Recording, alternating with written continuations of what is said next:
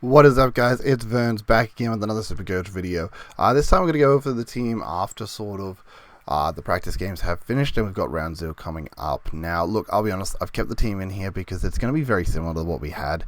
Didn't really make too many adjustments. Right now, you will see that Steele did come into my team instead of Goulding. Goulding got injured. I don't know what the extent of that injury is. I'll definitely look into it and figure it out before we actually start the team off. Does he play round 0?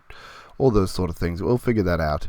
But yeah, basically practice games have happened. The biggest adjustments sort of are the rookies that sort of got moved around. Still not settled on them. There's still a lot of things to consider. It was really unfortunate we didn't get a full Melbourne-Richmond game. Obviously that game ended with 10 minutes left in the third term because of the lightning, so I just called it off. I would have loved to see some more of that. Yeah, and there's a few splits on what I am considering at this stage. So with this, we can see pretty straightforward backline here. I feel like this is pretty stock standard for most people. Maybe you're changing Humphrey out for Windsor. Humphrey's obviously sort of my pod pick, and I'm pretty happy with that so far. We've got open round to it. Definitely assess again to make sure he is what I think he is.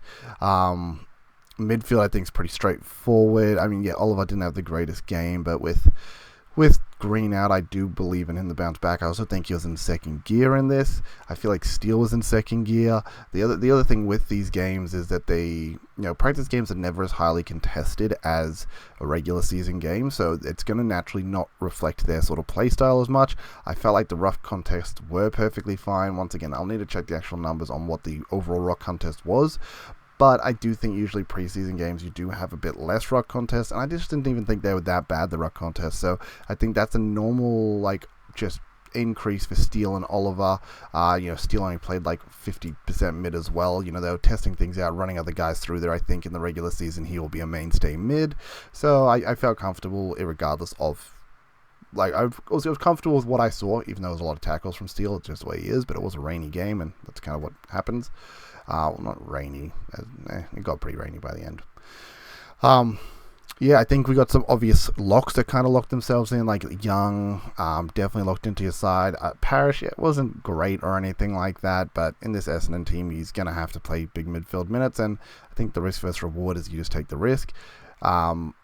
I think Treloar is meant to be getting back for open round, and look, as bad as this is, if Treloar does play at the end of the day, we do get a real-life game simulation of him. There is a real chance we could be forced to bring Treloar into our team. Once again, risk versus reward. Yeah, you got injured in the preseason, that sucks, but then all of a sudden, if he plays the first 8 games without an injury and he averages 100, well, you're going to lose out. So that's somewhere we might have to pivot to, sort of thing.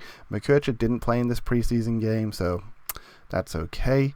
And then, yeah, Rucks, I was still happy with what I saw. I understand Cherry wasn't the best in the actual CBA contest, but was good elsewhere.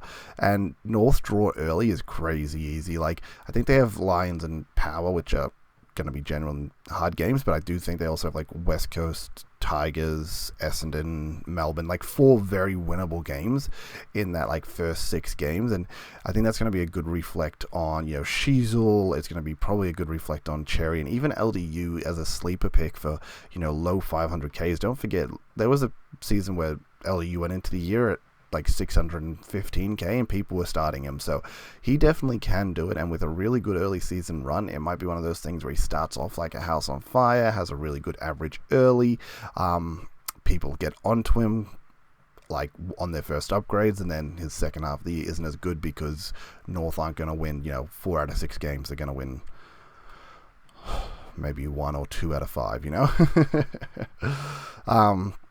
Yeah, lock Petrarca in. I was happy with that. Yeah, Flanders, Philippou, all that. Todd Marshall actually came back and played, had a decent enough game. I understand it's against West Coast, though, so it's really hard to judge this game because it was against West Coast. It did make Rosie and Butters guaranteed locks, I feel, but they obviously have the good early season as well, where they do start off with North, and I do think they have Tigers pretty early as well, and I think West Coast actually aren't too far off into their draw as well, so it's just one of those things where I think you basically have to start the big dogs. Yeah, that's crazy. Their first 4 games are literally against what could be the bottom 4 sides. That's insane. Not power players are going to have a huge boost early, and I think you have to be on Rosie and Butters, so don't need to overcomplicate that. Will Brody didn't play, so I don't know where his actual standing is. But once again, if he's named round 1, we might just pick him. Yeah, Robinson, actually really good. I mean, everyone's on dev, so that's fine. Lindsay wasn't great, and West Coast aren't going to get a lot of points overall because I'm still not expecting them to win many games, but they're going to blood the youth, and yeah. Now, the new addition that we didn't really see was Dovidston, who was really, really good in this Pies game. But once again, they versed the Pies VFL side. We had 10 of our mainstay players out, and then by three-quarter time, we'd taken out another, 5. They're basically versing the Pies VFL side to a degree, and, great that they got the win. I think, as Sheasel said after the game, they do need to remember what winning is, and they do need to, get that winning mentality, and they got pretty embarrassed last week against Melbourne, so it was good to come out and get a win. As I said, I think 4 of these first 6 games are winnable, so yeah, small forward for a bottom, potentially, I'm going to say bottom 6 size. I do believe in North to be better, but bottom 6 side, small forward, doesn't sound very good, but 4 of these games are winnable early. He kicked 3 goals in this Pies game, and one of them was pretty important, probably would have been pretty good at scaling as well because it was very late, but yeah, I think he showed enough that he's going to be picked to start, and North can win enough games early that it should be fine.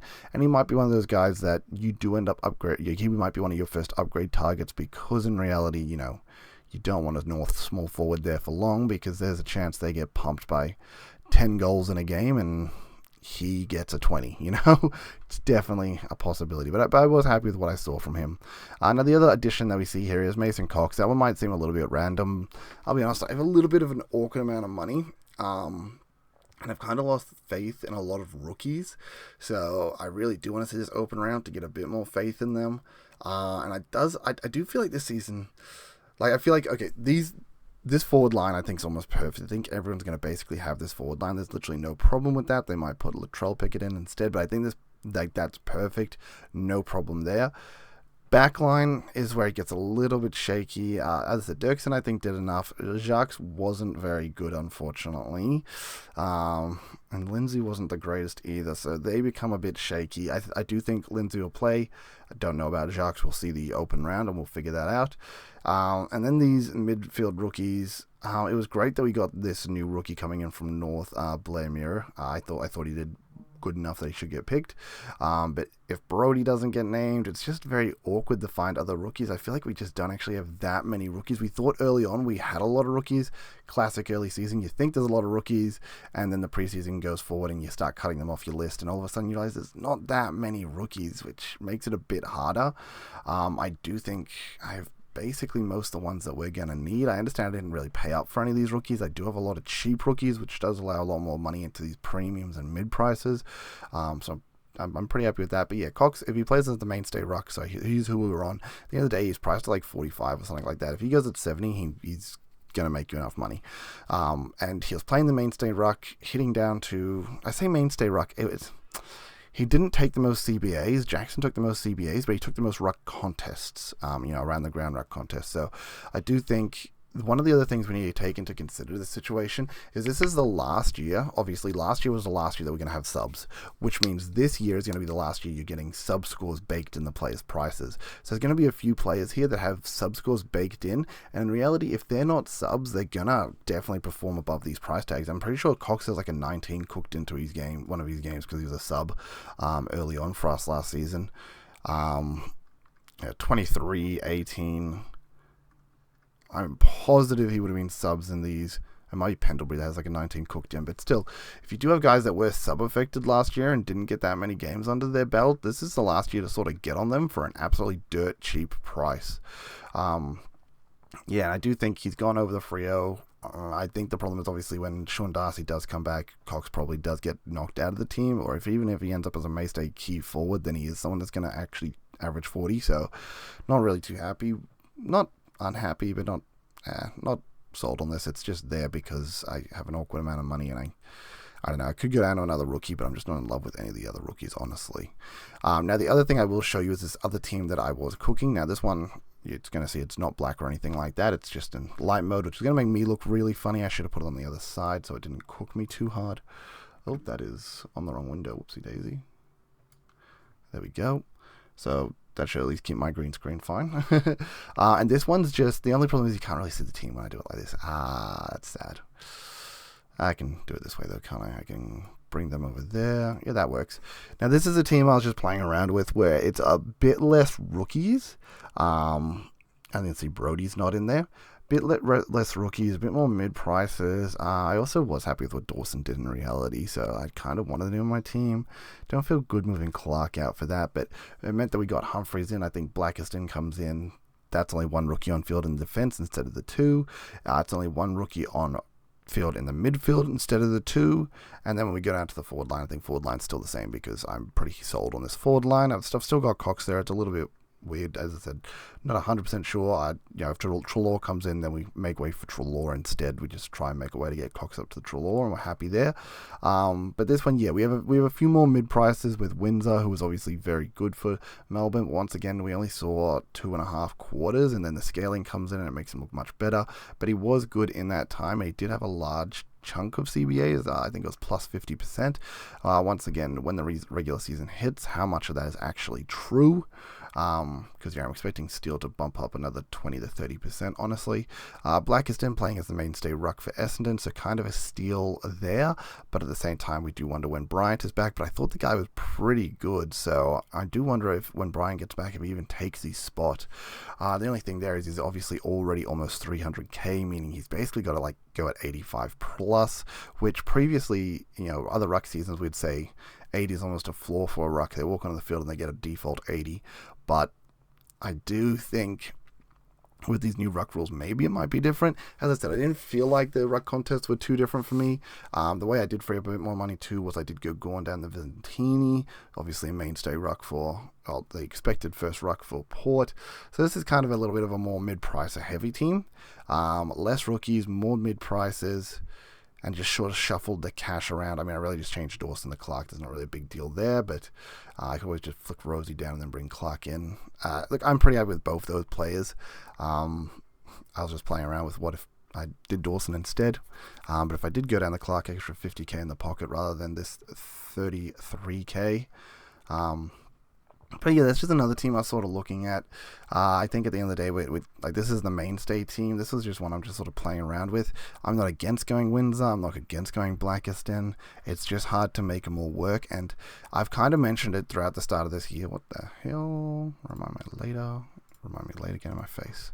As I've sort of mentioned with at the start of the season, multiple times I've mentioned this, but I don't want to get sucked into these mid-pricer things. I always do these wacky mid-pricer things and I cook myself early. I want to be more traditional. I want to be more steady forgetty, more guns and rookies approach. Humphreys is sort of my pod pick there.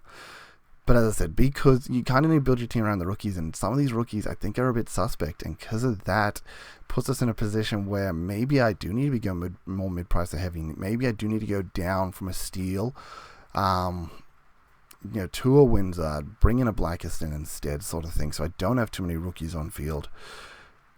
Yeah, definitely many things to consider, but I guess that's the team at the moment, guys. That's what we're thinking. As I said, I really don't expect Cox to be there by the start of the season. It's just stuff it. It's just sort of how it went. But even if I go down from him, to be fair, I would think I'll be fine with that because I'm not really too happy with 26k in my bank. I'd definitely prefer, 70 plus. I think between 70 to 120k is kind of what you want in your bank to be able to make adjustments. But yeah, anyway, that's going to be the team for now. Hopefully, open round will weed out this a little bit more with the rookies and what we want from there, sort of thing. But yeah, till next time, guys, I do appreciate all those that have tuned in, liked, and subscribed for their consistent injections of Supercoach content directly into their YouTube feed. Peace, later.